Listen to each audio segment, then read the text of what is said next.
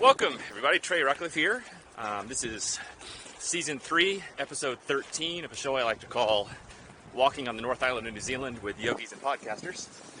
It's a niche show. I can't wait for you to meet my new friend here. What is your name? Doug Moores, or you can just call me Doug. Right. And you are the host of the Dug It Show. And you know what we're going to talk about today? One of our favorite subjects, consciousness. Because I know you are a hardcore consciousness dude. You could say that easily, couldn't you? Yeah. I think you could. I think you could say that. I'm intrigued with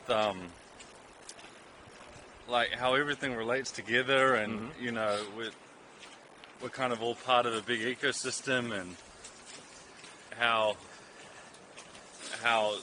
just everything's so interconnected. Right. I guess the internet, and it does feel like you're in a bit of a matrix sometimes when you're It absolutely into that does. space. But I guess yoga and green smoothies were kind of a That was your portal gateway drug? That was the gateway drug. I think the green smoothie, and yeah, it's fascinating how the universe works and putting, I guess, this moment together. You know, it's like, Right. what part did I have to do with this? Yeah, I think the more you delve into consciousness, the more you realize how beautiful and amazing the world is. Yeah. You know, it's fantastic. It's definitely a rabbit hole. So, you gave us a great yoga class today. Thank you. We're going to end this back at your place. What's the name of that place that we're going to end at? Te Arai Lodge, so it's a family, kind of a luxury, sustainable lodge in Te Arai, New Zealand, and yeah, it's quite nice. Like I like to teach the yoga and do the creative side, and sister's an amazing foodie, and Great family there. yeah, so everyone kind of pitches in and provide like a real authentic experience, and yeah, it's pretty special to be able. It's challenging and rewarding to work together. Right. But I think it's just so nice to meet people like yourself and share the journey with. There's so many things like this walk today you might not do it unless you had guests to Right. kind of motivate you to get off the grass. So, your gateway drug into consciousness was yoga and green smoothies, and like what do you plan on? What is your quest over the next few months and years as you delve further into it? What do you want? I feel like I've hit I feel like 30s when you kind of start. Like I've just kind of turned 30 a year or so ago, and I feel like that's when your conscious brain has kind of fully developed, and you realize a lot of the conditioning and limitations you have. And I've had some pretty low points lately, and so I'm quite keen to unraveling those and seeing how I can reinvent myself and Right. let go of some kind of ego tendencies. Yeah. and, It's a slippery thing. yeah. So, and I see teachers everywhere now, and I think reading Michael Pollan's book and meeting people like yourself who are in different communities, and like it's really opening my my third eye up. Yeah, I got you. You know, I don't think I was as self-aware as you when I was 30. You know, I didn't get my camera until I was 35. And that's when I started to come to know consciousness and mindfulness in my own way. And after about 7 or 8 years ago, I started reading Eckhart Tolle and Michael Singer. And then I realized there's this whole intellectual scaffolding around consciousness. And that got me even more excited. And then I started layering psychedelics on top of that. And I saw, you know, we were talking about we're all connected. I think there's this theory that, or you probably heard this, that fish do not see the water in which they swim, right? And we are swimming in something that we can't see or sense. But I find that with these psychedelics or even DMT, that you can see that tapestry that connects all of us, and you feel very connected, you know, to other humans, to nature, and it's like that's what really is everything. But we have these filters on all the time that just help us get through life. Because if we were constantly tripping, you know, you can do your taxes or couldn't get to the grocery store or whatever. And really, our ancestors, 99% of our ancestors did these plant medicines all the time. It's just part of a holistic, integrated medical approach to themselves. Yeah, I feel that's the bit that's really been missing in maybe my life and culture, is that initiation and that community. And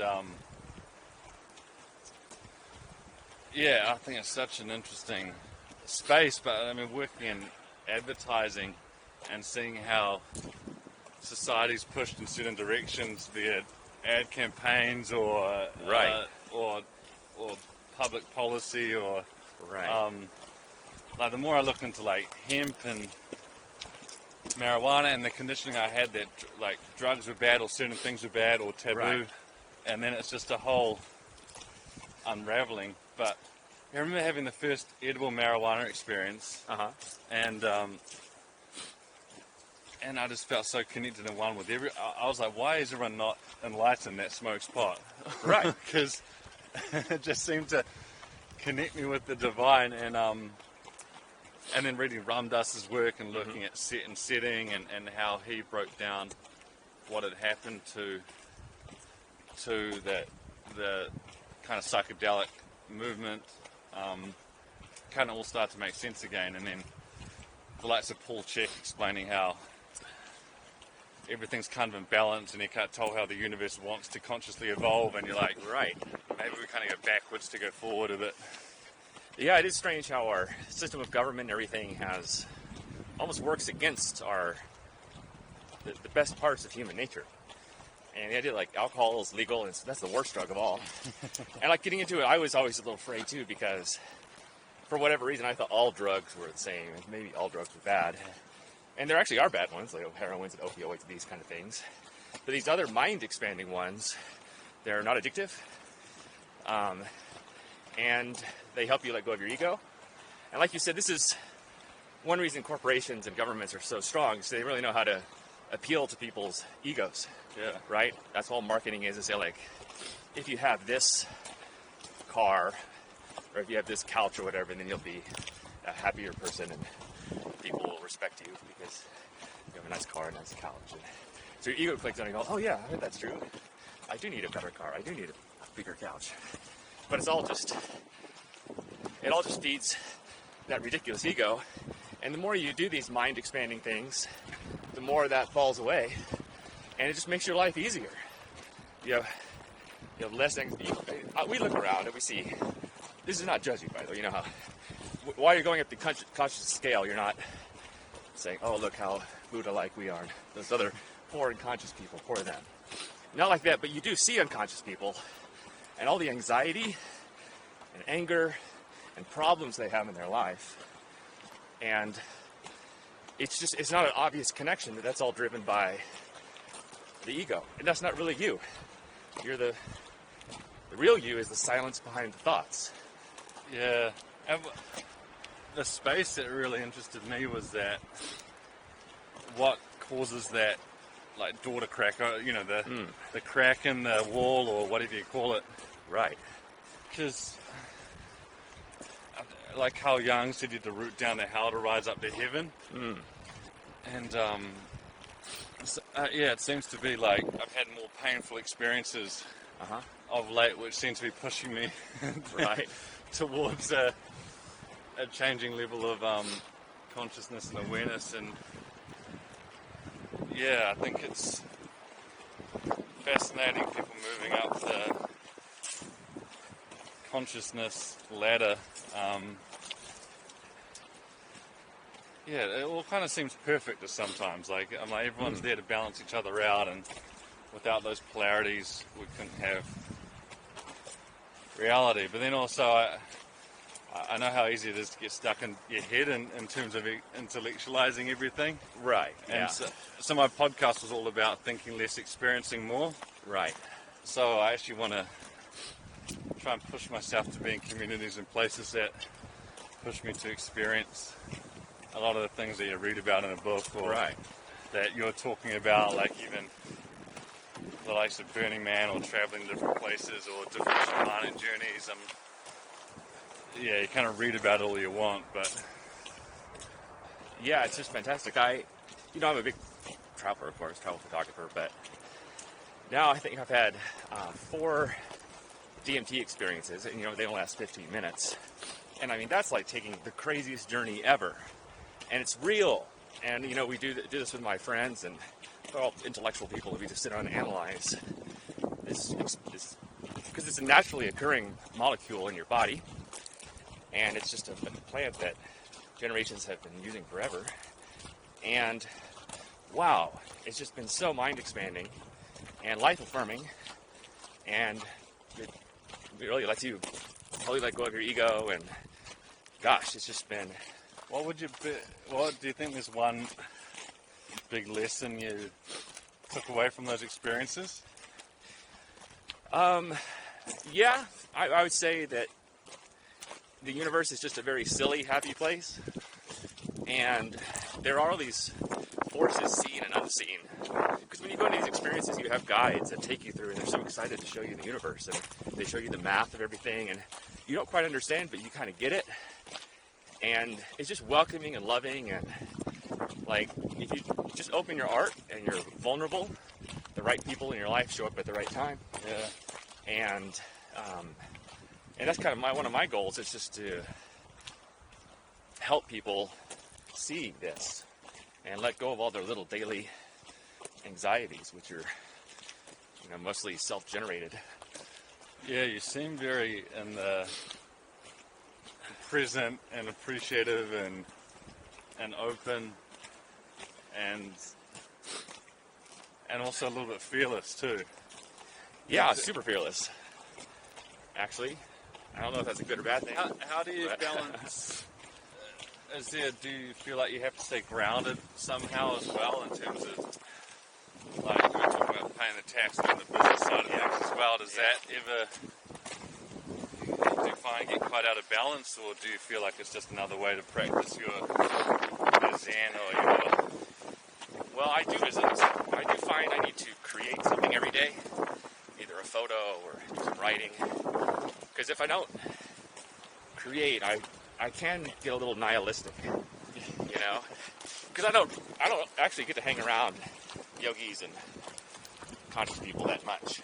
I live in a little town, and only some of my friends are into this.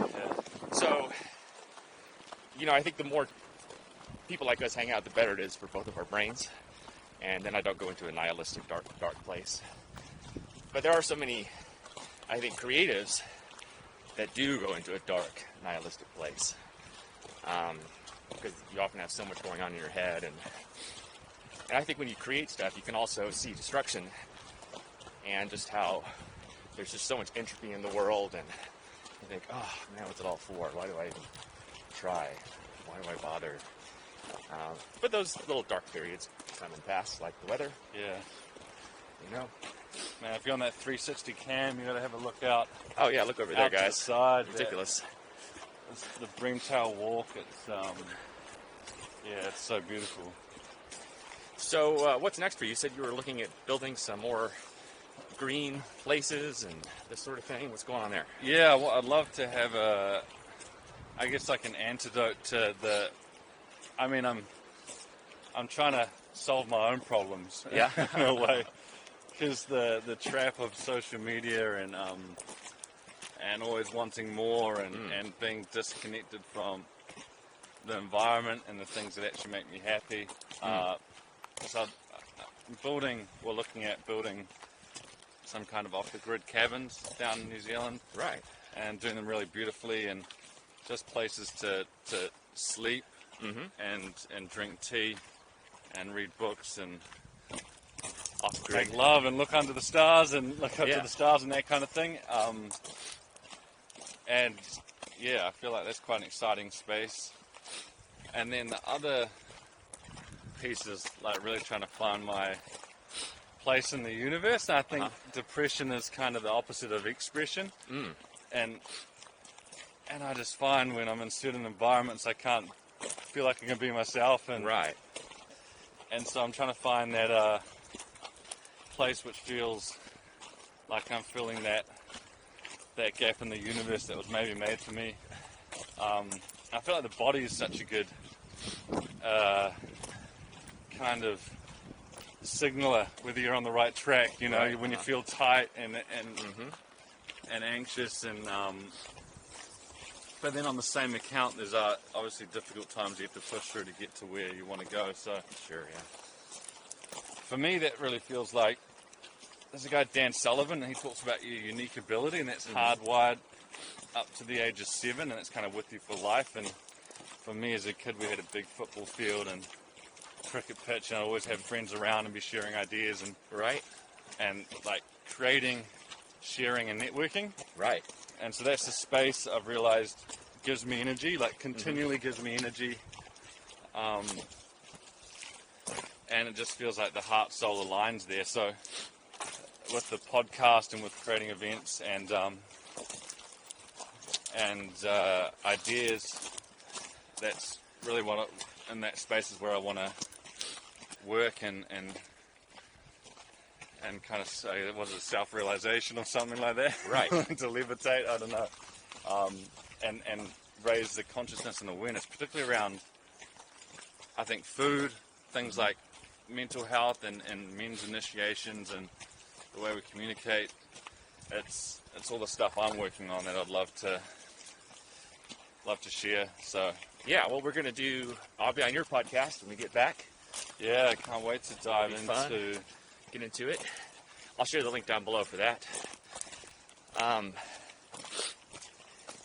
tell you about a project I'm working on. I'm excited about. We're just trying to spread consciousness because I'm only one dude, right? And it is nice to do it one person at a time, but that's not the most efficient way. I made this video that went viral. It's Alan Watts' video. I think you saw a little bit of it. So beautiful. And it's about 10 minutes long. And the team over at the Ritz-Carlton in Marriott Luxury, they love it so much. They are commissioning me to make another one. It's 10 minutes long. This time with original music from Hans Zimmer, which he's agreed to do. It's all caught in like a little legal battle right now with rights and all that Hollywood stuff. You know, we'll figure that out. But the idea, of course, is, so those of you that don't know Alan Watts, he's a British-born Zen philosopher. He's dead now, but a lot of his lectures left behind. And beautiful voice. Listened to him forever. And so I pieced together a bunch of his lectures that really talk about consciousness and life and what's it all about, man, you know. And if we can get this into like 1 million hotel rooms in a loop, it can, I think, really help move the needle on consciousness. So I like this idea of artists or creatives teaming up with corporations that can get a bigger spread of this message. That's one of my golden projects for this year. It may fail and burn, but I'm going to it with a good attitude. Because I remember being in the yoga world, and you can get into these bubbles, and you can be really kind of anti different organizations or groups of people, and Right. I definitely feel like the way of the future is to work together, and I also think everyone's like perfect because based on their experiences they are who they are. Like if I grew up in your neighborhood with your friends and had your biochemistry, and you know, I'd behave like I always contemplate the perfection of and uniqueness of this moment and everybody's life, but and just a shout out to all the listeners too that love yourself, man. Oh yeah, be kind to yourself. And I reckon the ultimate is to have everyone doing their purpose and highest calling. And yeah, so that's what I'm. Yeah, it might take you a while to find it. Yeah, It could be anything. You know, maybe you're the world's greatest pastry chef. You just don't even know it yet. You could do anything. But I know what you mean about. There are like self-important yogis out there that are a little too high on themselves. And I hear this sentiment a lot at Burning Man. Sometimes people are just like anti-corporation, like almost like it's a big conspiracy, right, against them, which it's not, you know. But I can see a lot of people do get this kind of victim mentality where they feel like the world's out to get them, Yeah. Corporations are out to get them. They're keeping people down. Governments are keeping people down. This is, I think, a loser's way of thinking, right? Yeah, what is it? Like, no accountability. And, Yeah. like, I think Tim Ferriss said that like, nothing in the press is as good or as bad as you think it is, and I kind of think that, Yeah. I think that's true. But do you have mentors and people that keep you in check or that provide guidance? Like, because the wisdom of elders and people that have come before us too is, Right. I think, so undervalued.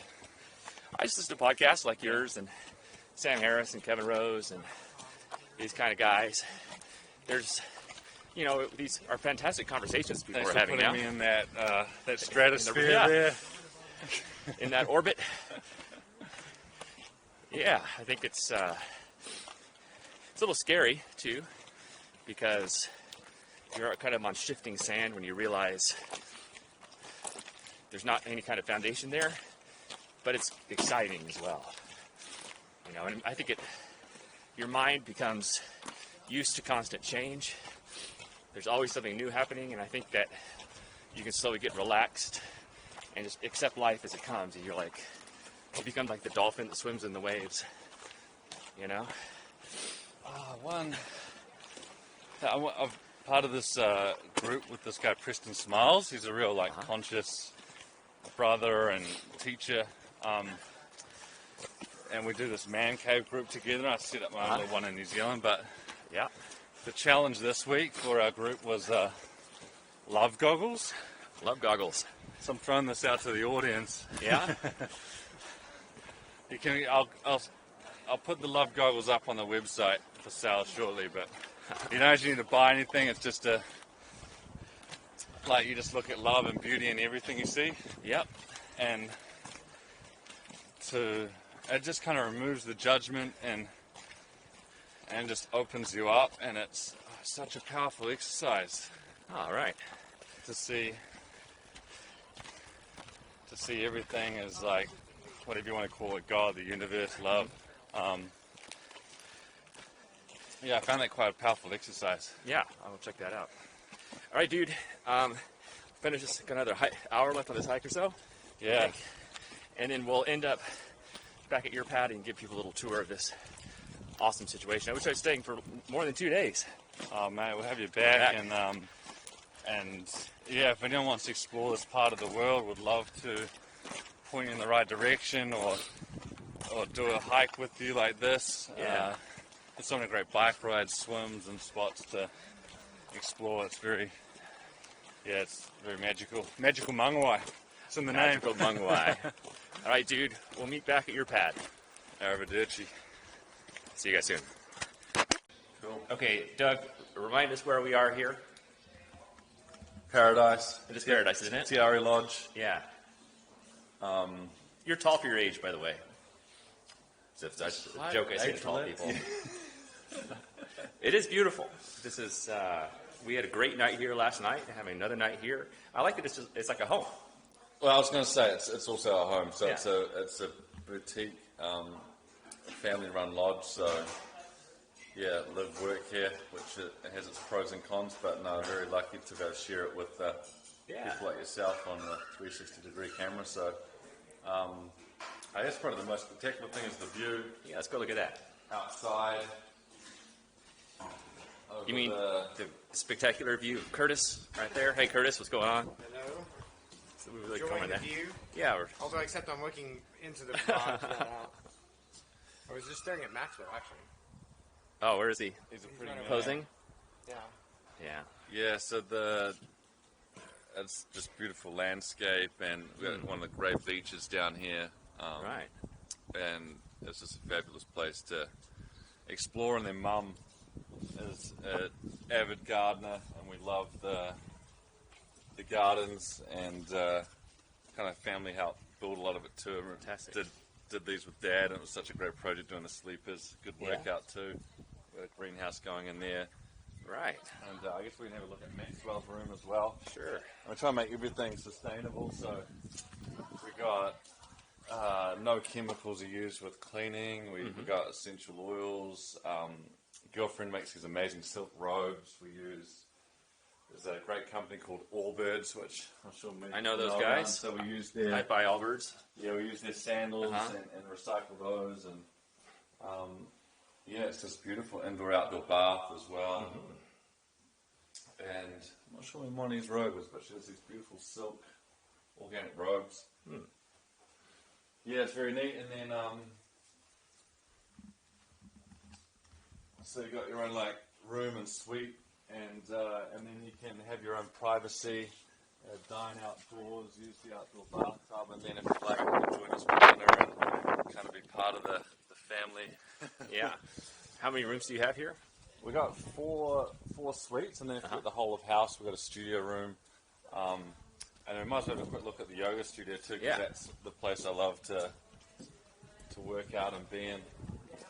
And the outdoor fire's pretty magic as well. And we work with forest and birds at the native bush, do lots of trapping and look after the birds in the forest here. So we've got like bird watching books and binoculars in all the rooms. All right. And it's a nice place just to, I know we were talking about forest bathing before, forest bathing and sit around and watch the birds. Yeah, very grateful. Yeah, this is a cool place. I'm going to come and use this infrared sauna later, I think. Yeah, this is where the magic happens. And then, the sauna's great. Right on. And it's just a beautiful place to wake up and start the day. Yeah. And, I love it. We're going to do yoga here tomorrow morning.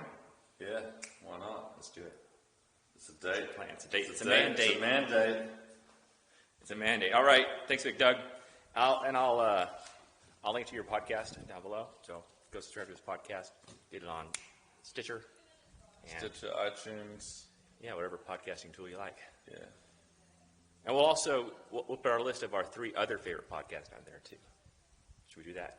Yeah, no, Yeah. we'd love to. Because we have some good recommendations, I'm sure. And what from your perspective, what strikes you being, because we live here, but what do you love about the area and just coming here for the first time? Yeah. Well, I haven't really explored the North Island much at all because I live down the South Island, and you just kind of get stuck, for whatever reason. New Zealand isn't that big, but it's just very peaceful. It's it's a different vibe with the ocean. The ocean just has a different vibe than the mountains. Yeah. Not that one was better or worse, but yeah. Once again, I'm reminded that how beautiful New Zealand is, and how much I just like walking.